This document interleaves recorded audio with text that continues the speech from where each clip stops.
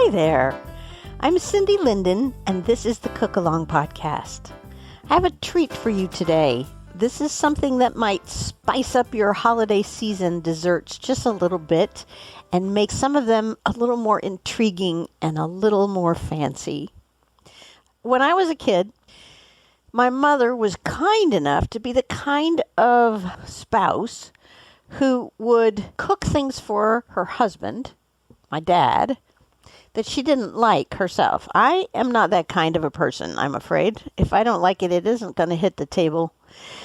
Because that was happening as I grew up, the kids of the family, there were 3 of us, sort of learned to like a little bit of each parent's favorite things. But we also learned to fix things that my mother would fix that my dad didn't care for that much, and that my mother would fix for my father that she didn't care for that much. My mother despised lima beans, but she'd cook them for my dad, and then she was willing to eat a few of them if she put ketchup on them. My father, of course, found that appalling. My mother, on the other hand, liked green beans, and my father did not like green beans so much, and he put ketchup on those, which my mother found appalling. As a result, I eat both kinds of beans, but only with ketchup on both of them. It's just one of those things. What I want to talk about in specific in this story is about apple pie. It's kind of funny as I look back, but I don't really remember my mother making apple pies. Certainly not anything like the one I make, which, by the way, is stellar and unmatchable, especially if you manage to get some really good apples like Rome apples or Jonathan apples. It's on the website. It's called Sharon's Perfect Apple Pie. It's on the cookalongpodcast.com website. It is so worth your time to try. Anyway, I kind of think we probably mostly had frozen pies that my mother would cook in the oven when I was growing up. My father really liked a slab of very sharp orange cheddar cheese with his apple pie. Now, we weren't of the mode where, I guess sometimes now they're doing it where they'll melt a piece of cheddar over the top of the pie. I don't think that would interest me. But the sharp cheddar with the pie is really quite good. You know, apples and cheddar go really well together when you're just snacking on them fresh. Cheddar also goes really well once the pie has been baked and you have tart apples in the pie shell with cinnamon and sugar. The cheddar still really is a great complement to that. My mother liked that too, but she preferred to sweeten her pie a little bit. I don't remember my father eating this. I think he just stuck with a naked apple pie and the cheddar. But my mother taught me to like something called honey rum sauce, which is like a sort of a syrup that you pour over the top of the pie. I mean, individual pieces.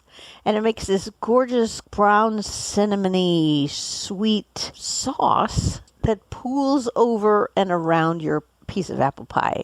It's quite wonderful. I myself have decided that the apple pie is best with the honey rum sauce over the top and with a chunk of sharp cheddar cheese on the side. And so sometime back in my ancient past, I asked my mother for the recipe for that. The recipe I got from her is just a list of things. And I know that every time I make this, it comes out differently. And that's okay. The more you make it, the more you can get to know your own preferences for proportions of things. But there are no measurements here. And I did do some guesstimates when I fixed it for the perfect apple pie that I made last week. And I will share those with you. But my original recipe from my mom is handwritten. And it just says honey rum sauce, sort of sideways. And then the list is this: butter, cinnamon, honey, brown sugar, maple syrup, milk or cream, and rum. Now, you may hear in that list numerous kinds of sugar, and you would be right. And that's part of what makes this so rich. And the honey and the rum are what really gives it its personality. I think you should give this a try. Unless you are completely alcohol averse, I would use real rum. If you really want to try the sauce and not use rum, I believe I have managed to do this. It's been a while since I did it this way, but I think I used some rum extract at one point. And since its primary job here is to provide flavoring, the rum extract will work just as well. You just don't want to use nearly as much of it. As I talk you through how to make this, because it's too easy for me to cook with you, I'm just going to tell you what to do, which is pretty much you just throw all these ingredients in a pan and heat it up until it looks right and smells right. I will give you the amounts that I used when I did this, trying to measure it on your behalf. But keep in mind that it's really just put enough in. In other words, quantità sufficiente, which if you want to know what that means, there's a podcast you can find in the feed about a fava bean. It's called Hidden Gem, a fava bean story. And that's where I learned about the term quantità sufficiente, or enough. Enough of everything to taste right. That's the rule for this sauce. Let's get into the nitty-gritty of this, although there isn't really much nitty or gritty. It's super easy, very fast, and kind of intuitive more than anything else.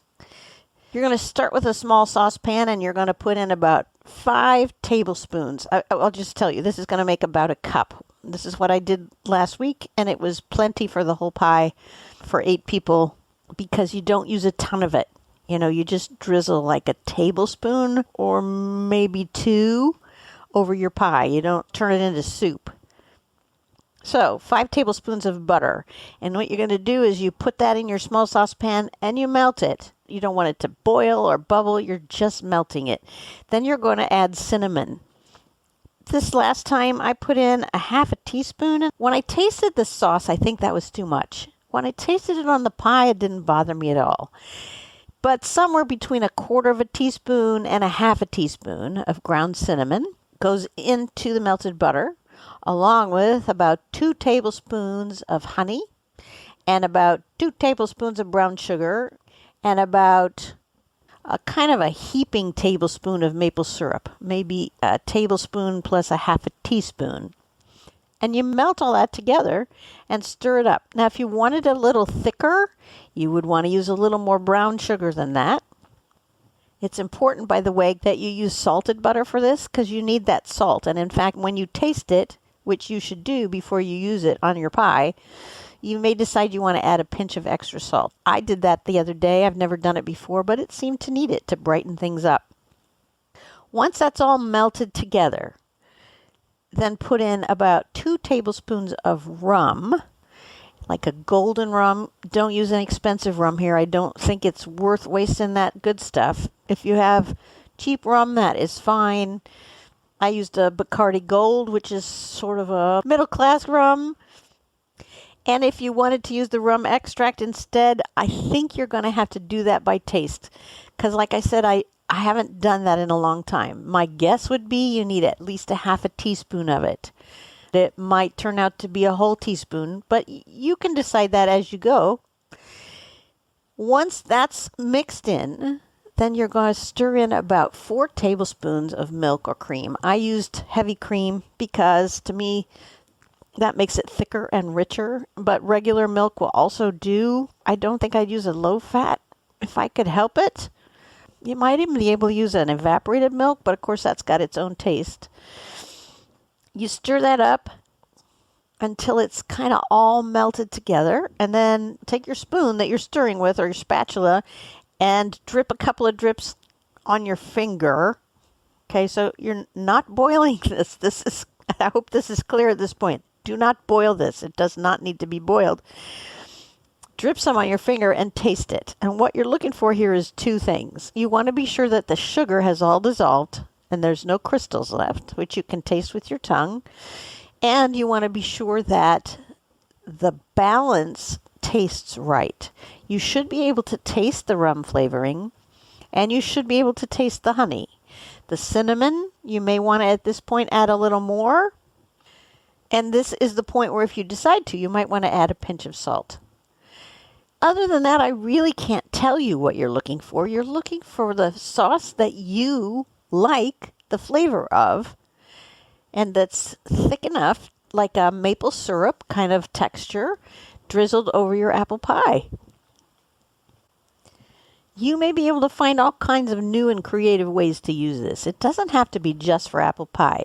It would also be good on a mince pie, or who knows, maybe a berry pie. I've never done that, but why the heck not? Certainly it would be good on a peach pie, although I've never done that either. To me, this has always been clothing for an apple pie.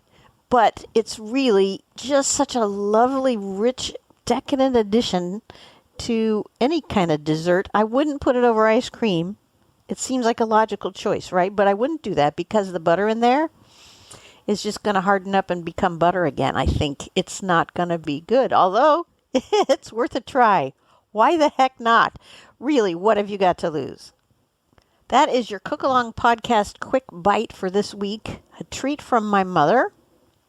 I think you're really going to like it. If you find uses for it that I haven't discovered yet, I would love you to communicate those to me because I would like more places to use this sauce than just the apple pie I'm used to. Tell me what you use it for and what you really like it on so I can do the same thing.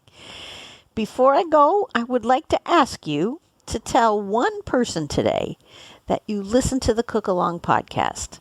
If you can find one person and tell them about it, maybe they will go look to find the Cookalong Podcast and enjoy learning some things and some new recipes, and maybe they will tell one person as well.